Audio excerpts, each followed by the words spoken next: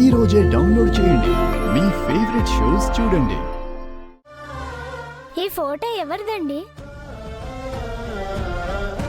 అది నా చిన్న కూతురి ఫోటో. అవును, ఈ ఇంట్లో మిస్ అమ్మ అని ఒకళ్ళు ఉండేవాళ్ళంట కదా, ఆవిడెక్కడున్నారు?